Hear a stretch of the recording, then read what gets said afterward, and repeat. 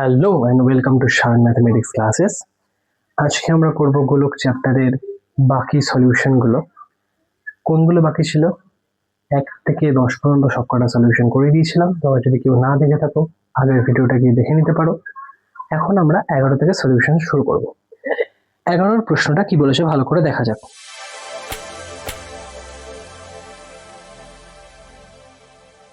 তোর পাত থেকে তৈরি দুটি ফাঁপা গোলকের ব্যাসের দৈর্ঘ্য দিয়ে দিয়েছে। তাহলে কি লিখতে পারি? প্রথম গোলকের ব্যাসার্ধের দৈর্ঘ্য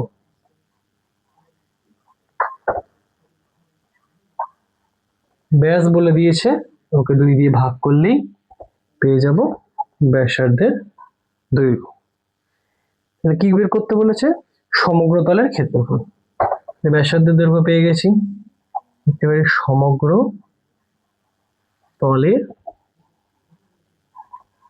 ক্ষেত্রফল। ফর্মুলা কি থাকবে? 4 পাই আর স্কয়ার। এটা আর তাহলে এত বর্গ সেমি।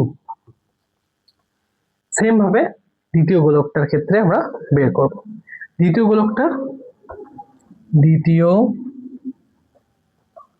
গোলকের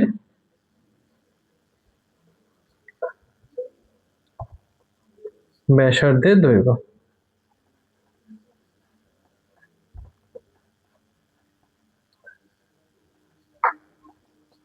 কত? ব্যাসার্ধের দৈর্ঘ্য 17.5 বাই 2 এত সেমি। তাহলে অতএব সমগ্র তলের ক্ষেত্রফল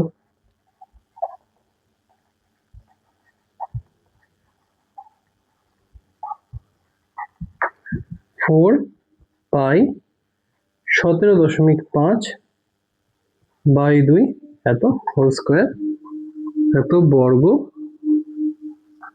সেমি। এবার কি বলেছে? গোলক দুটি তৈরি করতে যে পরিমাণ ধাতুর পাত লেগেছে তার অনুপাত। তো ধাতুর পাত কোথায় লাগে? বক্রতলে। ধাতুর পাত তৈরি করতে লাগে হচ্ছে বক্রতলে। বক্রতলের ক্ষেত্রফল বেরিয়ে গেছে, এদের দুজনের অনুপাত বের করতে বলেছে। তাহলে কি লিখতে পারি? গোলক দুটির সমগ্র তলের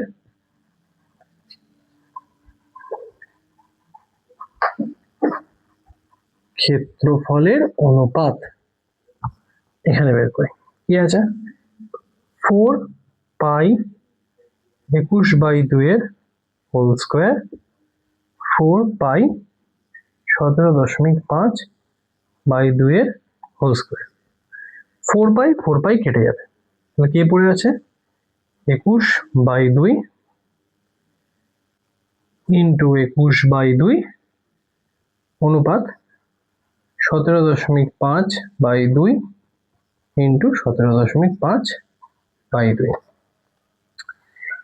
এবার এটা কিভাবে করতে পারি তার জন্য উপরে পোর্শনটা আমাদের বসে দিতে হবে। অনুপাত থাকা মানে কি? বাই আকারে লিখতে পারি 21/2 ইন্টু 21/2 বাই 17.5। আচ্ছা 17.5 মানে দশমিকটা উঠে গিয়ে এখানে শূন্য বসে যাবে, দশমিকটা উঠে গিয়ে এখানে শূন্য বসে যাবে। 175/20 ইন্টু 175/20। এরকম ভগ্নাংশ থাকলে খুব সহজে কি করা যায়? নিচের পোর্শনটা নিচে চলে আসবে, উপরে যেটা আছে উপরে থাকবে। নিচে কি আছে? 2টা নিচে চলে এলো।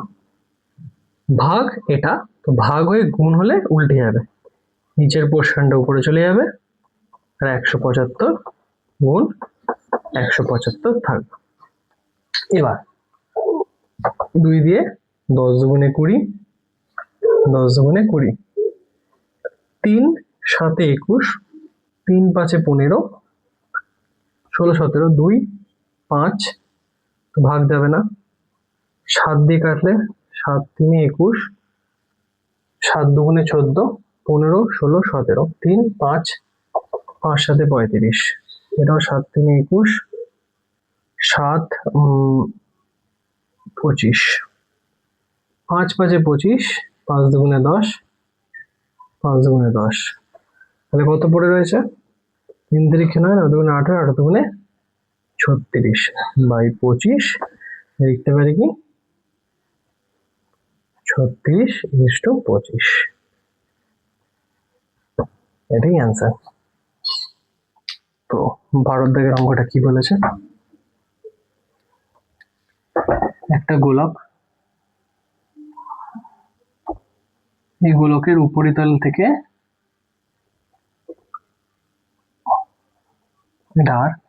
এই উপরিতল থেকে এমন ভাবে কেটে নেওয়া হলো যেটা একটা নতুন গোলক পাই, এবং কি বলেছে, কেটে নেওয়া অংশটার আয়তন এবং নতুন গোলকের আয়তনের অনুপাত বের করতে বলেছে। তাহলে যে গোলকটা রয়েছে, গোলকটার ব্যাসার্ধ আমরা ধরে নিতে পারি আর এবং আর আয়তনটা বের করে নিতে পারি। তাহলে ধরি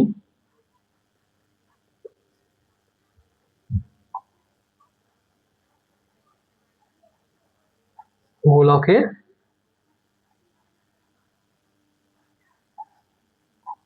ব্যাসার্ধের দৈর্ঘ্য, আর এখানে কত সেমি বলে দিয়েছে না, তাহলে আমরা ধরে নেবো আর একক। তাহলে কি বের করব? সমগ্র তলের ক্ষেত্রফল। সমগ্র তলের ক্ষেত্রফলের ফর্মুলা কি? 4πr² বর্গ একক। তো এবার কি বলেছে, যে উপরিতল থেকে একটা নতুন গোলক কেটে নেওয়া হলে তার বক্রতলের ক্ষেত্রফল। তাহলে আচ্ছা, এর তো বক্রতলের ক্ষেত্রফল মানে সমগ্রতল বেরিয়ে গেছে। আর কি বলে দিয়েছে এখানে কোশ্চেনটার মধ্যে, আয়তনটাও বের করতে বলেছে। তো আয়তনটাকেও লিখে রাখি, আয়তনটা কি হবে? আয়তন 4/3 এত হলো একক। এবার নতুন যে অংশটা কেটে নিচ্ছি বা নতুন যে গোলকটা কেটে নিচ্ছি তার ব্যাসার্ধ আমি ধরে নিচ্ছি আর, ক্যাপিটাল আর। এটা স্মল আর ধরেছিলাম, ওটা ক্যাপিটাল আর। ধরি নতুন গোলকের ব্যাসার্ধের দৈর্ঘ্য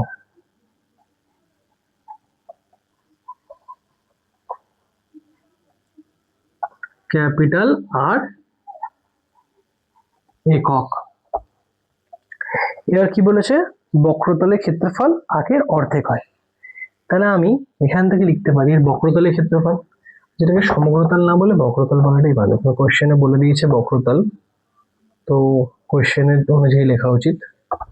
তো বক্রতলের ক্ষেত্রফল কত হবে? 4πr², বাট আরটা কি হবে? ছোট হাতের আর হবে না, বড় হাতের আর হবে। আচ্ছা, ক্ষেত্রফল মানে বর্গ একক।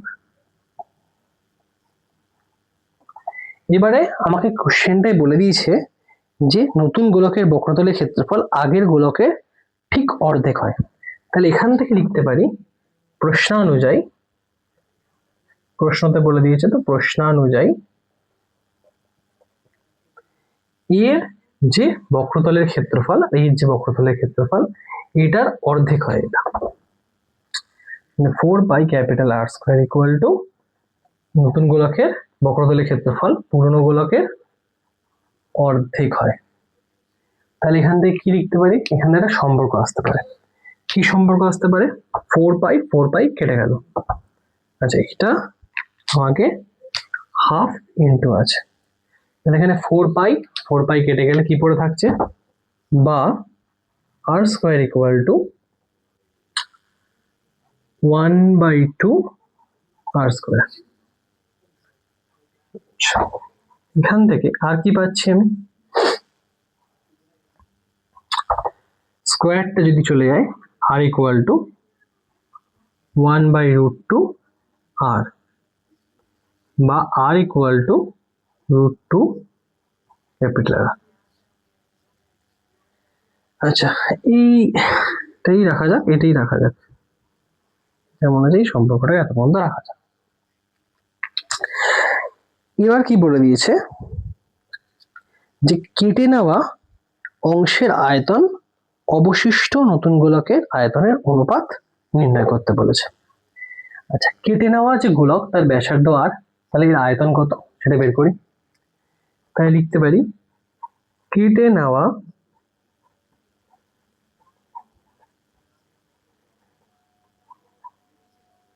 গোলকের আয়তন 4/3 পাই আর কিউব এত ঘন একক। তাহলে 4/3 পাই ক্যাপিটাল আর এর ভ্যালু কত, r/√2, r/√2 এর হোল কিউব। এবার উপরটা মুছে দিয়ে উপরটায় করা যাক।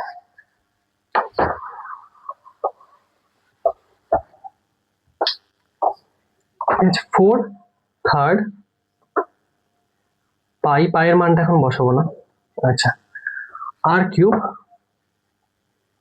বাই √2 এর হোল কিউব কি হবে, √2 ইন্টু √2 ইন্টু √2, মানে √2 গুণ হয়ে গেলে 2 √2 বাই 2 √2 এত ঘন একক। আর বন্ধু বেরোলো। আচ্ছা, এটা হচ্ছে কেটে নেওয়া গোলকটার যে আয়তন সেইটা। এবার অবশিষ্ট গোলকটার আয়তন কত হবে? অতএব অবশিষ্ট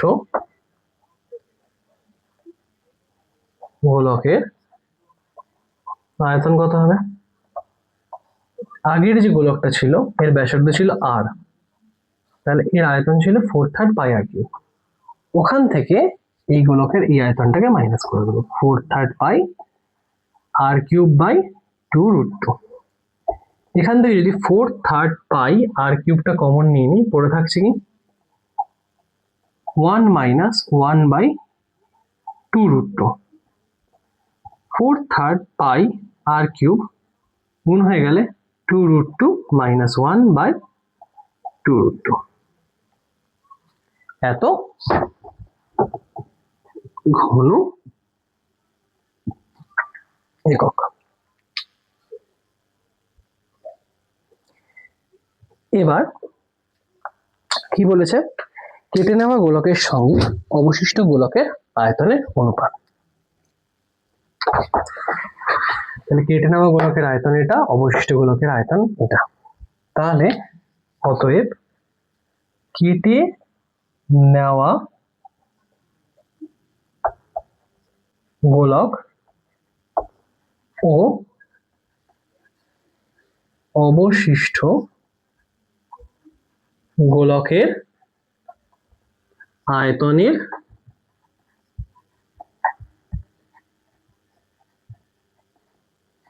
অনুপাত কত হবে? কেটে নেওয়া গোলকের আয়তন হচ্ছে এইটা, 4/3 পাই আর কিউব বাই 2√2। অনুপাতের জায়গায় অনুপাত দিয়ে আমরা বায়ু দিয়ে লিখতে পারি, 4/3 পাই আর কিউব ইন্টু 2√2 মাইনাস 1 বাই 2√2। এর মধ্যে যে কমন পোর্শন সেটা কেটে যাবে। 4/3 পাই আর কিউব, 4/3 পাই আর কিউব কেটে গেল। উপরে কি পড়ে আছে 1 বাই 2√2 বাই 2√2 মাইনাস 1 বাই 2√2। নিচের পোর্শন কেটে গেলে পড়ে আছে কি 1:2√2 মাইনাস 1। এটাই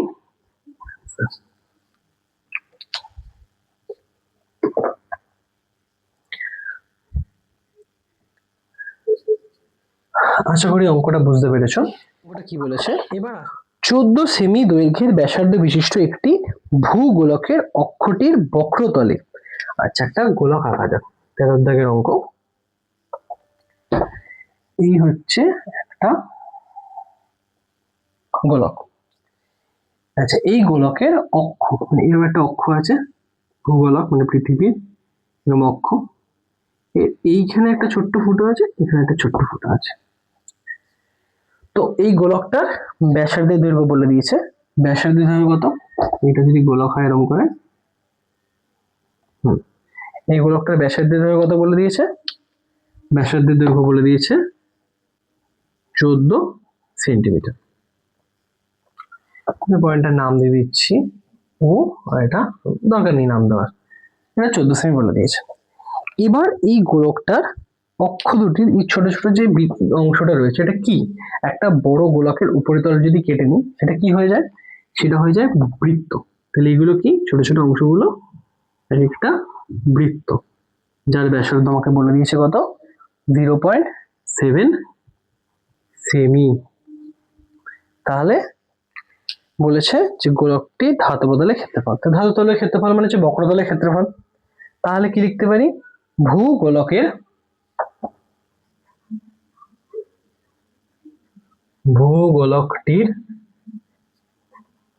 বক্র তলের, আচ্ছা বক্রতলের ক্ষেত্রফলের ব্যাসার্ধটা লিখে নিই, ভূগোলকটির ব্যাসার্ধের দৈর্ঘ্য। তো ব্যাসার্ধের দৈর্ঘ্য কত আছে, 14 সেন্টিমিটার, 14 সেমি। তাহলে বক্র তলের ক্ষেত্রফল, বক্রতলের ক্ষেত্রফল কত হবে, বক্রতলের ক্ষেত্রফল হবে, ফর্মুলা কি বক্রতলের ক্ষেত্রফলের, 4 পাই আর স্কোয়ার। তাহলে এখানে কি 4 পাই আর স্কোয়ার মানে 14 এর স্কোয়ার, এত বর্গ সেমি। এবার পায়ের মান বসে যাবে 4 ইন্টু 22/7 আর 14 স্কোয়ার মানে 14 গুণ 14, আচ্ছা 7 দুগুণে 14। এবার বসে গেলে কত হবে,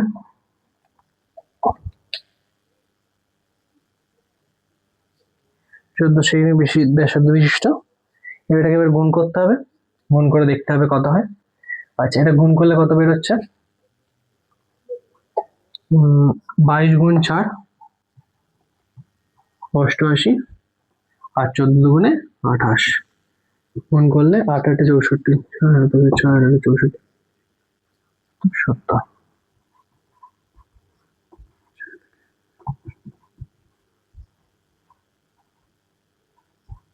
2 4 6 4 এত বর্গ সেমি। তো বেরোলো 2 4 6 4 বর্গ সেমি। এবার বলেছে যে এই ছোট ছোট যে অক্ষগুলো রয়েছে এই অক্ষগুলোর ক্ষেত্রফল কত, তো এই অক্ষগুলো বলেছে বৃত্ত হবে। তাহলে একটি কি বলে দিয়েছে নাম, একটি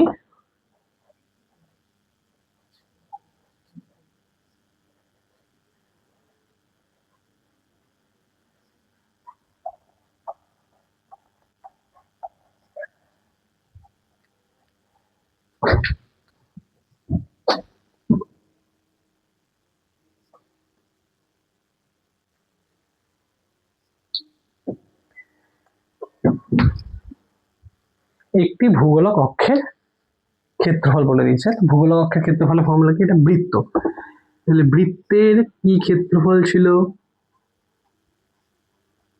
পাই আর স্কোয়ার।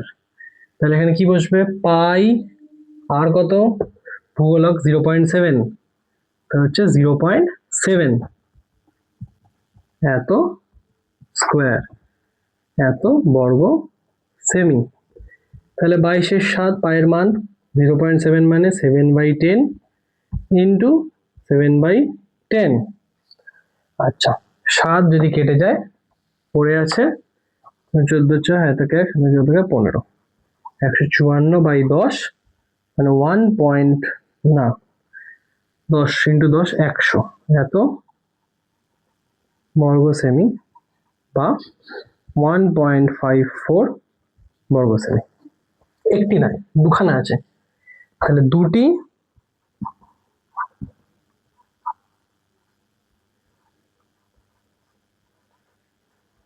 গোলক, দুটি ভূগোলক অক্ষের ক্ষেত্রফল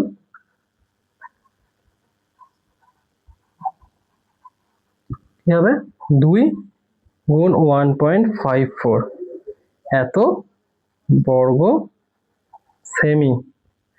2 দিয়ে 4 দুগুণে 8, 5 দুগুণে 10, 0 হয়ে থাকে 2 দিয়ে থাকে 3.08 এত বর্গ সেমি। বেরিয়ে গেল। এবার কোশ্চেনে কি জানতে চেয়েছে? কোশ্চেনে জানতে চেয়েছে যে ভূগোলকটির গোলাকার অংশের ধাতব ক্ষেত্রফলটি কত।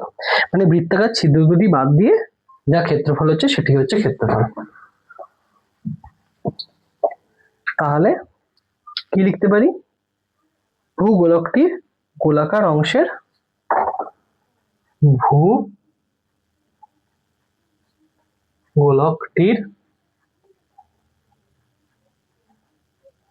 গোলাকার অংশের ধাতব পাতের ক্ষেত্রফল কত ছিল? 2, 4, 6, 4 মাইনাস 3.08 এত বর্গ সেমি। এটা বিয়োগ করলেই হয়ে যাবে।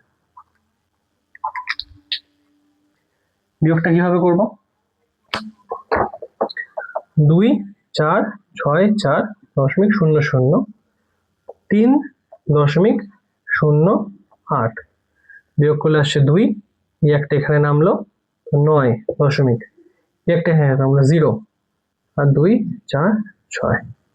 তাহলে কত অ্যান্সার হলো? 2, 4, 6, 0.92 এত বর্গ সেমি। এটাই অ্যান্সার। বলেছে 8 সেমি দৈর্ঘ্যের ব্যাসার্ধের একটি নিরেট লোহার গোলককে গলি 1 সেমি দৈর্ঘ্যের ব্যাসার্ধের কয়টি নিরেট গোলক তৈরি করা যাবে? সিম্পল অঙ্ক। এই হচ্ছে একটা বড় গোলক যার ব্যাসার্ধের দৈর্ঘ্য কত বলে দিয়েছে? 8 সেমি। 8 সেমি। এটাকে গলাবো মানে কি? এর আয়তনটাকে বের করব, করে ছোট্ট গোলক তৈরি করব যার ব্যাসার্ধের দৈর্ঘ্য হচ্ছে বলে দিয়েছে 1 সেমি। তো এরকম কতগুলি গোলক তৈরি করতে পারবো। তাহলে এর আয়তন বের করবো, এর আয়তন বের করবো, দুটোকে ভাগ করবো, বেরিয়ে যাবে কতগুলো। তাহলে কি লিখতে পারি সহজ ভাষায়? 8 সেমি, আচ্ছা 8 সেমি ব্যাসার্ধ বিশিষ্ট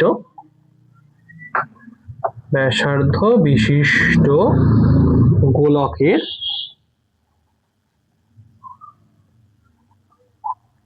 আয়তন কত হবে? 4/3 পাই আর কিউব, মানে 8 এর কিউব এত ঘন সেমি। যখন জানি এটাকে ভাগ করতে হবে তো এটাকে আর বের করার দরকার নেই, কারণ এটা কেটে যাবে অলরেডি। 4/3 পাই কেটে যাবে দুটোর ক্ষেত্রে, কারণ দুটোই গোলক বলে দিয়েছে। আর 1 সেমি ব্যাসার্ধ বিশিষ্ট গোলকের আয়তন কত হবে? 4/3 পাই 1 এর হোল কিউব এত ঘন সেমি। এবার তাহলে কি বলেছে কোশ্চেনটা? যে কতগুলি নিরেট গুলি তৈরি করা যাবে। তাহলে অতএব নিরেট গুলি তৈরি করা যাবে কতগুলি? 4/3 পাই 8 এর কিউব ডিভাইডেড বাই 4/3 পাই 1 এর কিউব। 4/3 পাই কেটে গেল, এটা কেটে যাবে, পাই কেটে যাবে। 8 এর কিউব মানে কি? 8 গুণ 8 গুণ 8। এখানে কি বলেছে? 1 সেন্টিমিটার। 1 গুণ 1 গুণ 1, তাহলে কি লিখতে পারি? 1 1 তাহলে 8 গুণ 8 গুণ 8, তাহলে 8 8 64, 64 গুণ 8, 4 8 32 2, হাই থেকে 3, 6 8 48 49 50 51, কত হলো? 512। তাহলে 512টি নিরেট গুলি তৈরি করা যাবে।